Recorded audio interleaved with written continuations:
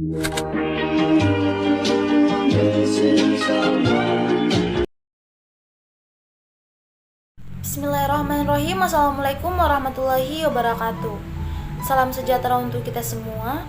Om Swastiastu, Namo Buddhaya, dan salam kebajikan.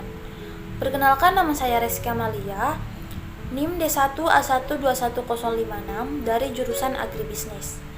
Baik, di sini saya akan menjelaskan materi mengenai sumber historis Pancasila sebagai ideologi negara, sumber sosiologis Pancasila sebagai ideologi negara, dan sumber politis Pancasila sebagai ideologi negara.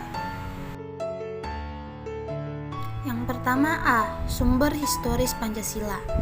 Pancasila memiliki landasan historis yang kuat. Secara historis, sejak zaman kerajaan, unsur Pancasila sudah muncul dalam kehidupan kita.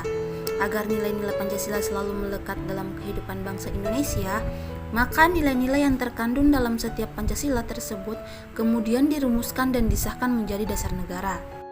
Sebagai dasar negara, Pancasila harus selalu dijadikan acuan dalam bertingkah laku, dalam kehidupan bermasyarakat, berbangsa, dan bernegara. Semua peraturan perundang-undangan yang ada juga tidak boleh bertentangan dalam nilai-nilai Pancasila. Adapun sumber historis Pancasila sebagai ideologi negara, yang pertama, Pancasila sebagai ideologi negara dalam masa pemerintahan Presiden Soekarno. Yang kedua, Pancasila sebagai ideologi negara dalam masa pemerintahan Presiden Soeharto.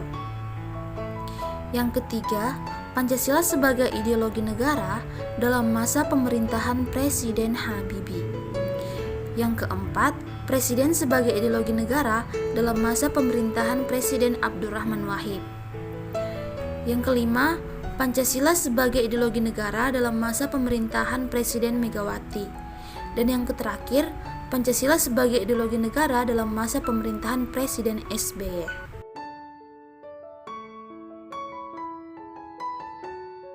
Selanjutnya B, yaitu sumber sosiologis Pancasila.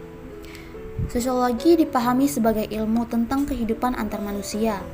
Di dalamnya mengkaji antara lain latar belakang, susunan dan pola kehidupan sosial dan berbagai golongan dan kelompok masyarakat. Di samping juga mengkaji masalah-masalah sosial, perubahan dari pembaruan dalam masyarakat. Soekarno menegaskan bahwa dalam perspektif sosiologi, suatu masyarakat pada waktu tertentu dan tempat memiliki nilai-nilai yang tertentu. Selanjutnya, unsur-unsur sosiologi yang membentuk Pancasila sebagai ideologi negara.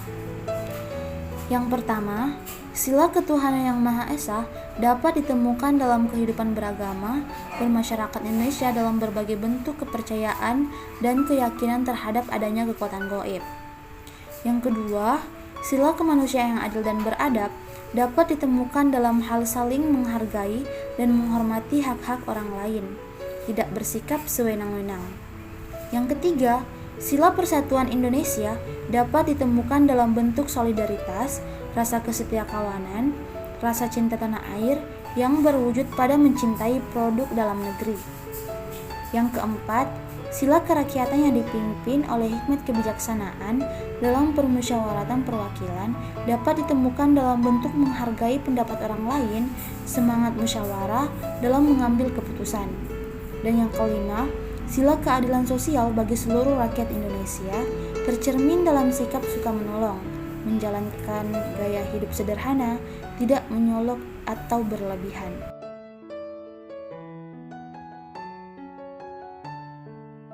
Yang terakhir, yaitu C. Sumber politis Pancasila. Salah satu sumber pengayaan materi pendidikan Pancasila adalah berasal dari fenomena kehidupan politik bangsa Indonesia. Pola pikir untuk membangun kehidupan berpolitik yang murni dan jernih untuk mutlak dilakukan sesuai dengan kelima sila yang adil dalam berpolitik harus bertumpu pada ketuhanan yang Maha Esa. Selanjutnya, unsur-unsur politis yang membentuk Pancasila sebagai ideologi negara. Yang pertama, sila ketuhanan yang Maha Esa diwujudkan dalam bentuk semangat toleransi antar umat beragama. Yang kedua, sila kemanusiaan yang adil dan beradab diwujudkan penghargaan terhadap pelaksanaan hak asasi manusia di Indonesia. Yang ketiga, Sila Persatuan Indonesia diwujudkan dalam mendahulukan kepentingan bangsa dan negara daripada kepentingan kelompok atau golongan termasuk partai. Yang keempat, sila kerakyatan yang dipimpin oleh hikmat kebijaksanaan dalam permusyawaratan perwakilan diwujudkan dalam mendahulukan pengambilan keputusan berdasarkan musyawarah daripada voting.